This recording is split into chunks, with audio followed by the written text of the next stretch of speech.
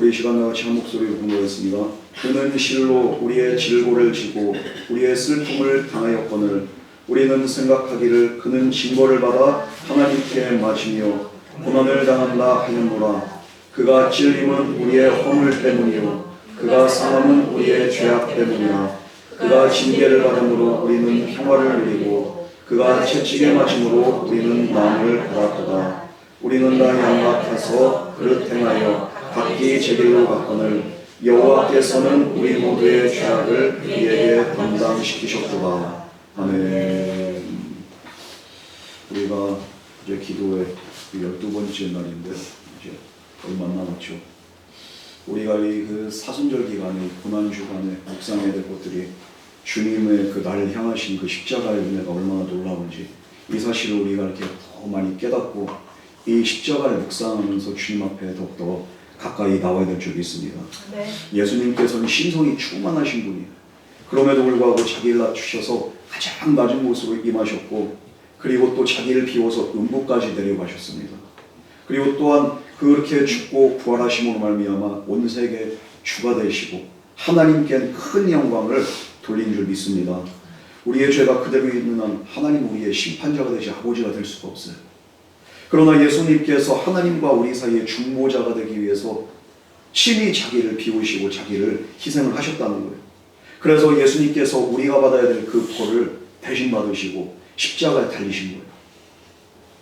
베드로전서 1장 19절 말씀에는 뭐라고 말씀합니까? 오직 흠없고 점없는 어린 양 같은 그리스도의 보배로운 피로 한 것이라. 무엇을 했습니까? 하나님과 우리 사이에 중보가 되시고 우리와 하나님 사이의 그 관계가 회복되게 하시고 구원의 길을 여셨다는 거예요. 죄 없으신 예수님이 어린 양이 되셔서 자기 자신을 희생 제물로 삼으셨다는 거예요. 가장 아끼신 독생 예수님, 그분을 통해서 우리가 구원받기 하기 위해서. 이 얼마나 이렇게 놀라운 일인지 몰라요. 그래서 마가복음 7장 19절 말씀에 다시 우리를 긍휼히 여기셔서 우리의 죄악을 발로 밟으시고 우리의 모든 죄를 깊은 바다에 던지시리이다. 이렇게 고백을 하는데 예수님으로 말미암아 우리의 모든 죄를 다 그냥 이렇게 던져버리신다. 죄값을 다 그냥 주님이 대신 치루심으로 우리가 모든 죄와 사망의 권세로부터 우리가 해방받게 되었고 또 에스겔서 18장 22절 말씀에는 그렇게 된 다음에 어떤 일이 일어납니까? 그 범죄한 것이 하나도 기억함이 되지 아니하리니 이렇게 말합니다.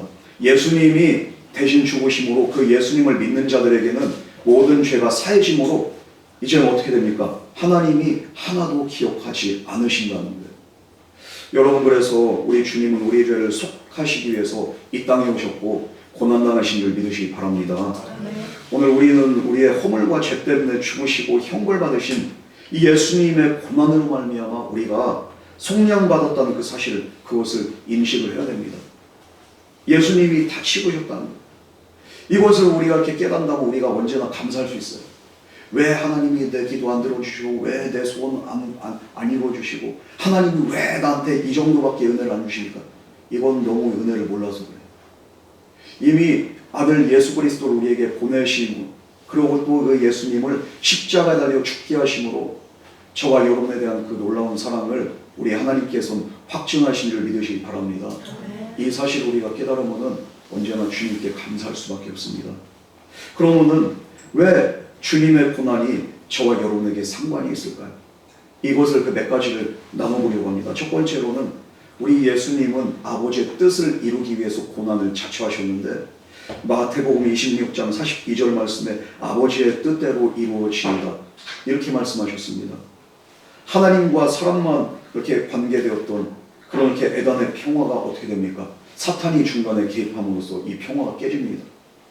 그래서 타락한 인간을 다시 회복시킬 일이 시급하고 사탄으로부터 우리 인간을 구출하기 위해서 하나님께서 구원의 역사를 계획을 하셨습니다. 그래서 독생자 예수 그리스도의 피가 필요했는데 이 범죄한 인간의 책임을 하나님이 대신 지게 한 그 존재로 마귀 권세를 또 멸할 수 있는 존재로 예수님을 이 땅에 보내셨다는 것. 이것이 하나님의 구속에 대한 계획이었습니다.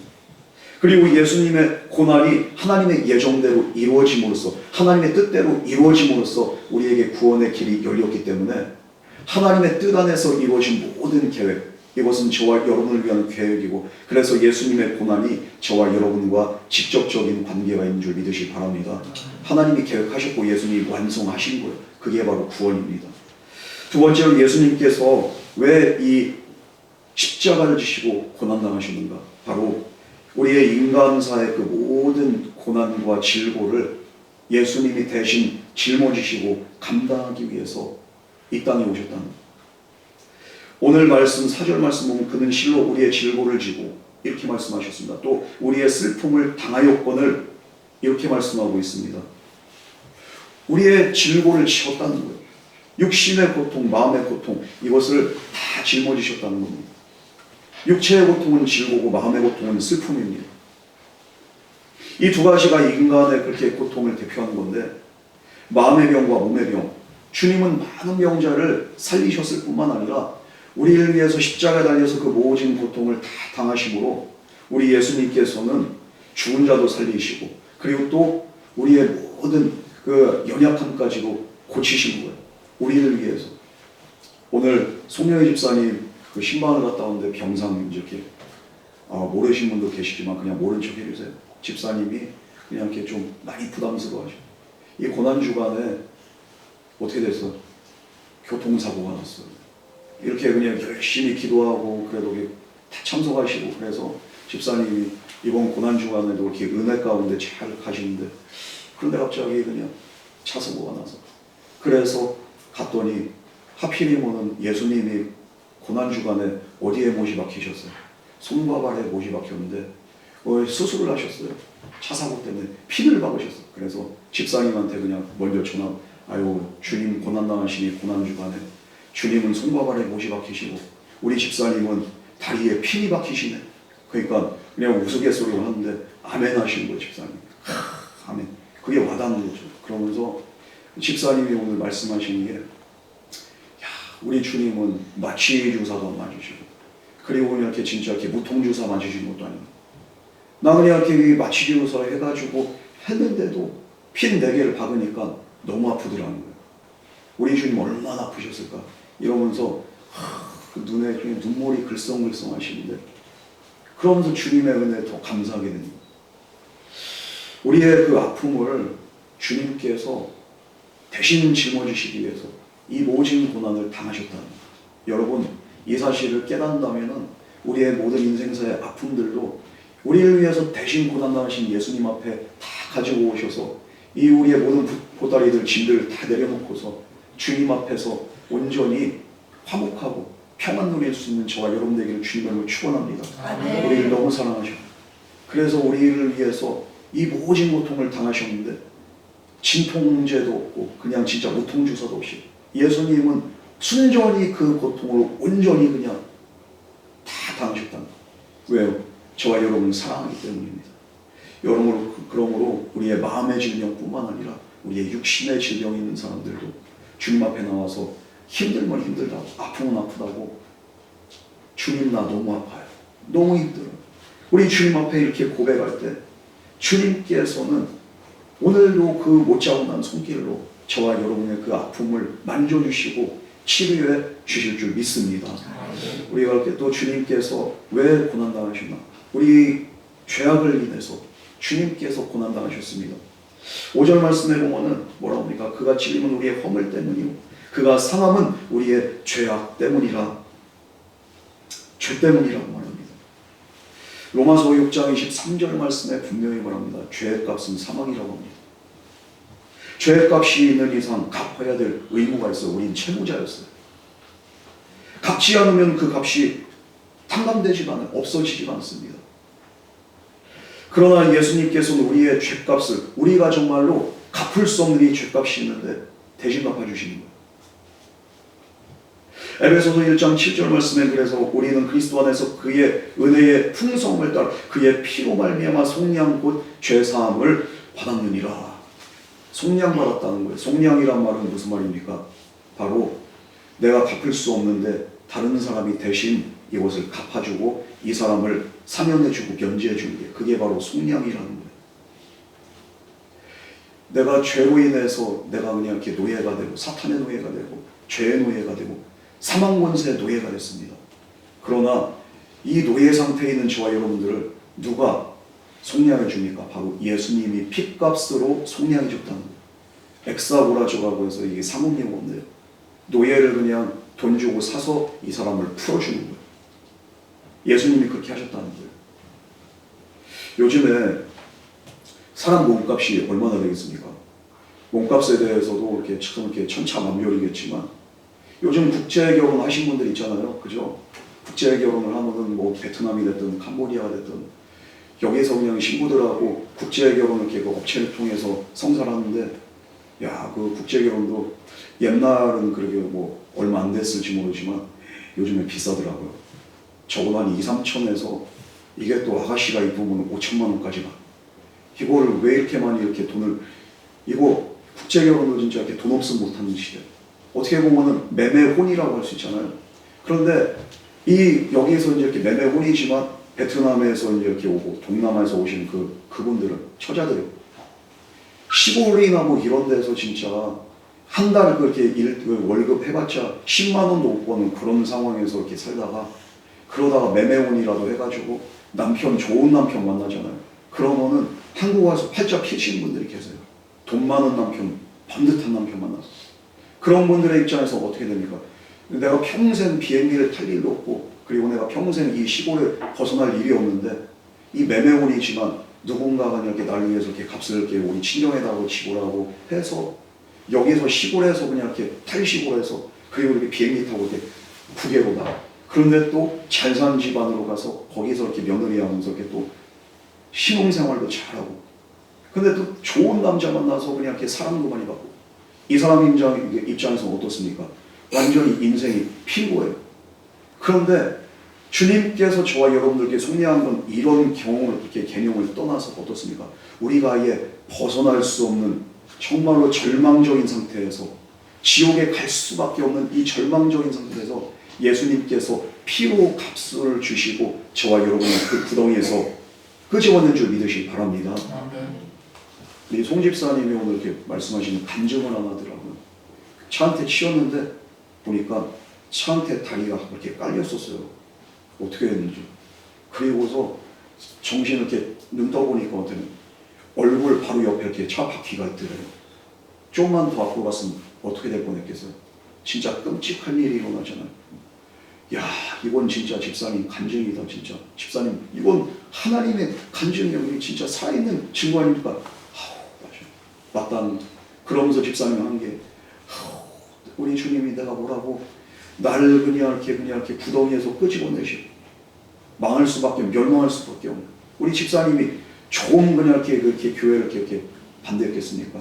거의 45년 동안 조상신 이렇게 받들던 분 아닙니까? 나를 그냥 이렇게 불구덩이에서 끄집어내시고, 또 이번에도 그냥 이렇게 그 죽음에서 그냥 그렇게 건져내시고, 내가 뭐라고? 집사님이 그렇게 말씀하세요. 우리 주님께서 저와 여러분들 마찬가지입니다. 우리가 죽을 수밖에 없고 정말 빠져나올 수 없는 그곳에서 누군가가 대신 우리를 위해서 값을 지불해야 되는데, 예수님이 핏값으로 저와 여러분을 사셔서 거기서 건져내시고 하나님의 자녀로 저와 여러분의 신분을 바꿔주신 줄 믿으시기 바랍니다. 우리의 죄를 인해서 주님께서 그래서 고난당하셨다. 네 번째로 우리에게 화평 주기 위해서, 우리가 그렇게 건진받은 다음에 하나님과 이제 이렇게 관계가 회복됨으로써 우리의 삶에 평안이 임하는 거예요. 이 세상이 줄 수 있는 평안이 아니라 하늘의 평안이 위로부터 저와 여러분에게 임하게 되는 거예요. 그러므로 그가 징계를 받음으로 우리가 평화를 누리고 그가 채찍에 맞음으로 우리는 나음을 받았도다. 예수님이 나 대신 다 벌을 받으시고 고난당하셔서 우리가 마음이 평안해진 줄 믿으시기 바랍니다. 안 그러면 우리는 항상 불안에 빠질 수밖에 없어요. 죽음을 앞둔 환자들을 보니까요, 항상 불안해요. 어떤 분은 진짜 암병 말기 환자를 제가 본 적이 있는데, 제가 선교지에서 이분 잠을 못 자. 왜? 내가 자다가 이렇게 죽으면은 어떻게 될 것 같아? 지옥 갈 것 같고, 뭔가가 아니라 내가 이렇게 좋은 곳을 못 갈 것 같아. 그분에게 그냥 이렇게 복음을 전하는데, 예수 그리스도를 믿으면은 과거, 현재, 미래 모든 죄도 다 사함받고 주님께서 당신 위해서 정말로 이 십자가 지시고 평안 누립니다. 그러니까 믿기만 하면 돼요. 믿음어는 천국 갑니다. 믿음어는 죄상 받습니다.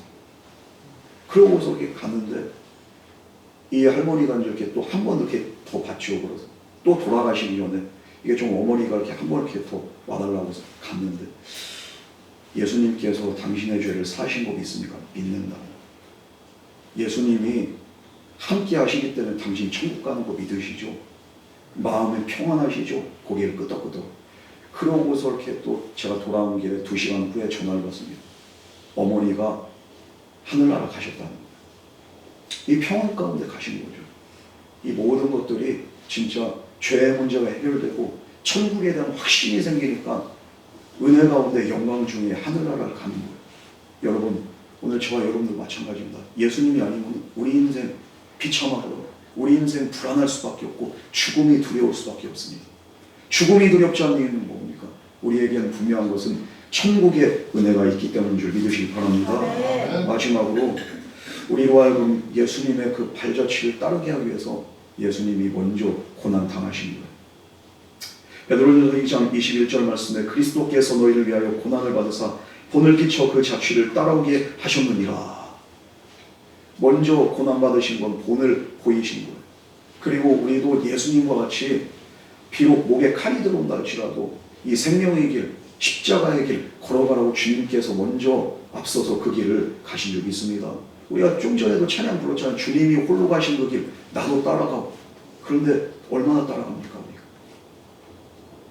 예수님이 지나가신 자취는요 어떻습니까? 성경을 보면 날 때부터 고난이고요 돌아가실 때까지 고난. 말구에서 이렇게 태어나셔서 생활고를 겪으시고 애국으로 피난 가셨습니다. 그래서 또 박해의 그 길을 가셨고 머리도 끝없는 또 가난의 길을 그렇게 또 걸어가셨고 예수님이 33년 동안 부유한 적이 없어요. 예수님이 가난하심으로 저와 여러분들은 풍성함을 누리는 거예요.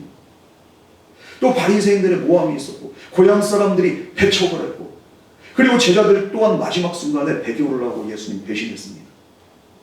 빌라도의 그릇된 재판놀이에서 핍박을 받으시고 그리고 동족을 십자가에 못 박는 그런 또 동족으로부터 버림받고 외면받으셨습니다. 또 예수님께서는 이 모든 것들을 앞두고서 하나님과의 그 관계 속에서도 이게 단절이 됐어요.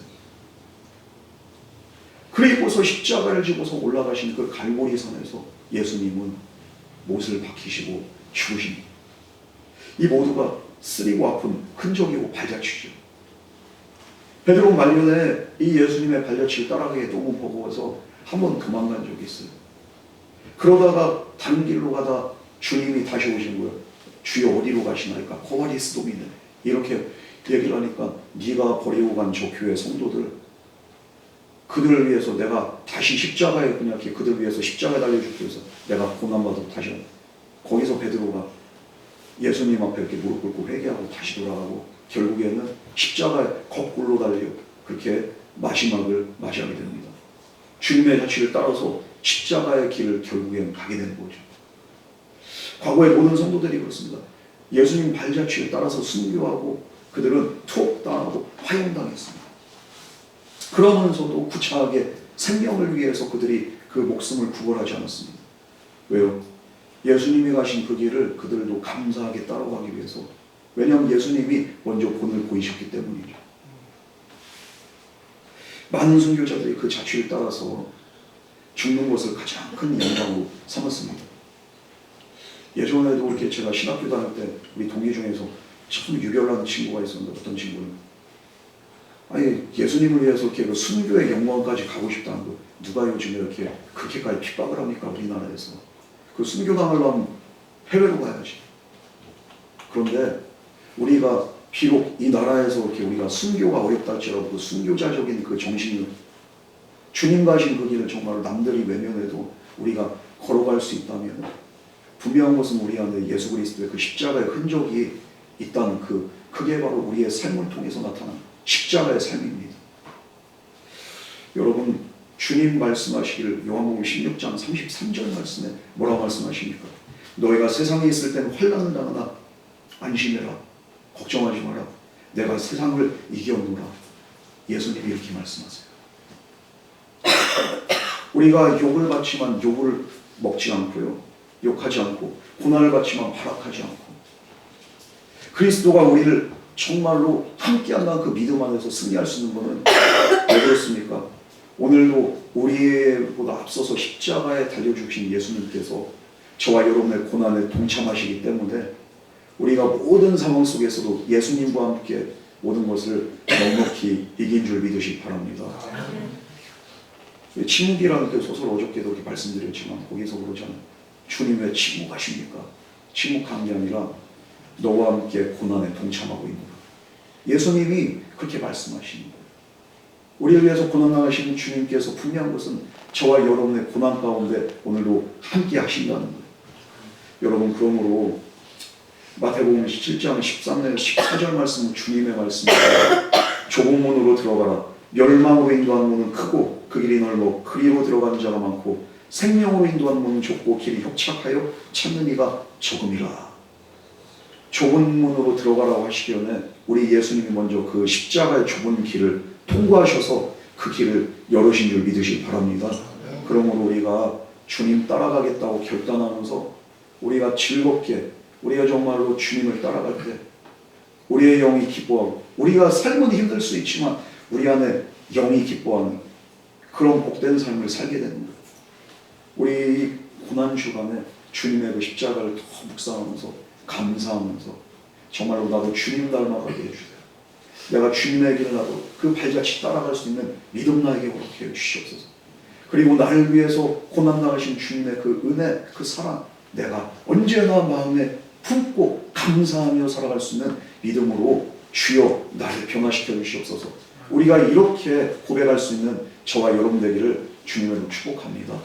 우리 이 시간 다 같이 기도하기 전에 우리 그 찬양하나 이렇게 아까 이렇게 쭉 이렇게 불렀던 주님 다시 오실 때까지 이렇게 우리 찬양 부르고서 이제 오늘은 이렇게 기도를 한 가지만 이렇게 그 제목을 놓고서 기도를 하겠습니다. 자유롭게 기도할 건데요. 주님의 그 가신 길을 내가 따라가고 그리고 주님의 그 십자가에 감사하며 내가 언제나 믿음으로 승리할 수 있도록 주여 죄를 이기고 사망을 이기고 세상을 이기고 마귀 권세 이길 수 있는 그런 은혜가 내 안에 있을 수 있도록 십자가의 능력으로 나와 함께하여 주시옵소서.